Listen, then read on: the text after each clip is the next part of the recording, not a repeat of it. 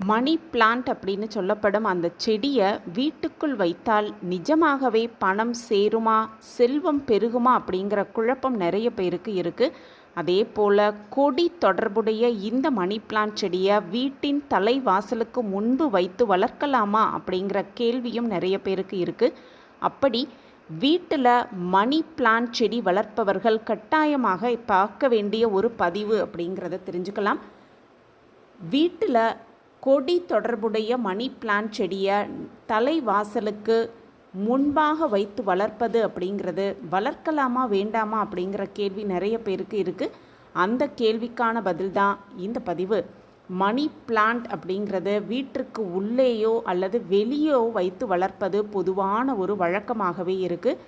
இந்த money plant செடியை வைப்பதற்கு சரியான திசை என்ன அப்படின்னு தெரிஞ்சுக்கிட்டு அந்த திசையில் வைத்து வளர்ப்பது மிக சரியான ஒரு திசை அப்படின்னே தெரிஞ்சுக்கலாம். அந்த வகையில் பார்த்தோன்னா மணி பிளான்ட் செடி அப்படிங்கிறது வீட்டோட தென்கிழக்கு திசையில் வைத்தோன்னா அதீத பாசிட்டிவ் எனர்ஜி கிடைக்கும் அப்படின்னு வாஸ்து சாஸ்திரத்தில் சொல்லப்பட்டிருக்கு. மணி பிளான்ட் வீட்டில் வைத்தோன்னா கடன் பிரச்சனைகள் தீரும், செல்வம் சேரும் அப்படிங்கிறதுனால காலம் காலமாக மணி பிளான்ட்டை வளர்த்துக்கிட்டு வரோம். வீட்டில் எத்தனையோ செடிகள் அழகுக்காக வைக்கப்பட்டாலும் இந்த மணி பிளான்ட் மட்டும் செல்வம் பெருகிறதுக்காக தான் எல்லாராலுமே வைக்கப்படுது. மணி பிளான்ட் அப்படிங்கிற பெயரில் தான் இந்த செடியை அழைக்கவும் செய்கிறாங்க. இப்போதெல்லாம் பார்த்தோன்னா கிச்சனிலும் சில வாஸ்து செடிகள் வைத்து வளர்க்கலாம் அப்படிங்கிறதுனால குறிப்பாக இந்த மணி பிளான்ட்டை கிச்சனிலும் வைத்து வளர்ப்பதை நம்ம நிறைய இடத்துல பார்த்துருப்போம். அதே போல் பூஜை அறையிலும் இந்த மணி பிளான்ட் செடியை வைத்து வளர்ப்பது அப்படிங்கிறது பல மடங்கு அதிகமான பலன்கள் கிடைக்கும் அப்படிங்கிறது தான் உண்மை.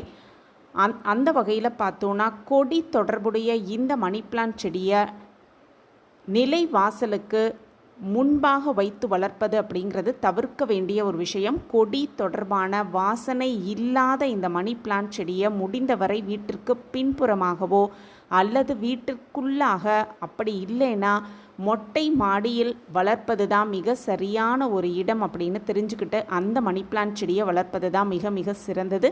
அதே போல் தலைவாசலுக்கு முன்பாகவோ நேர் எதிராகவோ இந்த மணி பிளான்ட்டை வளர்ப்பதை தவிர்த்து விடுவது ரொம்ப ரொம்ப நல்லது. அதே போல் தென்கிழக்கு அப்படிங்கிறது விநாயக பெருமானுக்கு உரிய திசையாகவும் சுக்கிர பகவானின் ஆதிக்கம் நிறைந்த திசை அப்படிங்கிறதுனாலும் அங்கு வைப்பது சிறப்பானது அப்படின்னும் சொல்கிறாங்க. ஆனால் மறந்தும் கூட வடக்கு திசையோ அல்லது வடகிழக்கு திசையிலோ இந்த செடியை வளர்க்கவே கூடாது அப்படிங்கிறதான் முக்கியமான ஒரு பார்க்கணும். அதே போல் இந்த செடியில் பழுத்த இலைகள் இல்லாமல் அதனை அடிக்கடி பராமரிக்கணும் அப்படிங்கிறது உண்மை. பழுத்த இலைகள் இருந்ததுன்னா அது வீட்டில் உள்ளவர்களின் உடல் நலக்குறைவை குறிக்கிறது அப்படிங்கிறதுனால முடிந்தவரை பழுத்த இலைகள் இருந்ததுன்னா அதை உடனுக்குடன் அப்புறப்படுத்தி விடுவது நல்லது அப்படின்னே சொல்லுவாங்க. அதே போல் இந்த மணி பிளான்ட் செடியை மற்றவர்களுக்கு தானமாகவோ அன்பளிப்பாகவோ தரக்கூடாது அப்படின்னும் சொல்லுவாங்க. அப்படி தந்தோன்னா நம் வீட்டில் இருக்கும் அதிர்ஷ்டத்தையும் சேர்த்து தந்து விடுவது அப்படிங்கிறதுனால முடிந்தவரை அதை மற்றவர்களுக்கு தானமாகவோ அன்பளிப்பாகவோ கொடுக்காமல் இருப்பது ரொம்ப ரொம்ப நல்லது. அதே போல் இந்த மணி பிளான்ட் அப்படிங்கிறது காற்றில் இருக்கும் மாசுகளை உறிஞ்சி கொண்டு சுத்தமான காற்றினை வெளிவிடும் தன்மை கொண்டது அப்படிங்கிறதுனால காற்றில் உள்ள கார்பன் மோனாக்சைடு இந்த மாதிரி நச்சுக்களை ஈர்த்து கொண்டு ஆக்சிஜனை வெளியிடும் இந்த செடியை முடிந்தவரை வீட்டில் வளர்ப்பது மிக மிக சிறந்தது. அது மட்டுமல்ல, நம்மை சுற்றியுள்ள மாசு கலந்த காற்றை உள்வாங்கப்பட்டு நமக்கு தேவையான நல்ல ஆக்சிஜனை இது கொடுக்குது அப்படிங்கிறதுனால இந்த செடியை வீட்டில் வளர்ப்பது மிக மிக சிறந்தது அப்படின்னும் சொல்லப்பட்டிருக்கு. இந்த செடியை நம் வீட்டில் வைக்கும் பொழுது விஷ ஜந்துக்கள் வருவதை முடிந்த அளவு தடுத்து விட முடியும் அப்படிங்கிறதுனால இந்த மணி பிளான்ட் செடியை முடிந்தவரை வீட்டில் வளர்க்கலாம், தாராளமாக வளர்க்கலாம். ஆனால் நிலை வாசலுக்கு முன்பாகவோ நிலை வாசலில் வைத்து வளர்ப்பது அப்படிங்கிறது தவறான ஒரு விஷயம். பின்புறத்திலோ வீட்டிற்கு உள்ளேயோ அல்லது மொட்டை மாடியில் வளர்ப்பது மிக சிறந்தது அப்படின்னு தெரிஞ்சுக்கிட்டு இந்த மணி பிளான்ட் செடியை எல்லாருமே தாராளமாக வளர்க்கலாம்.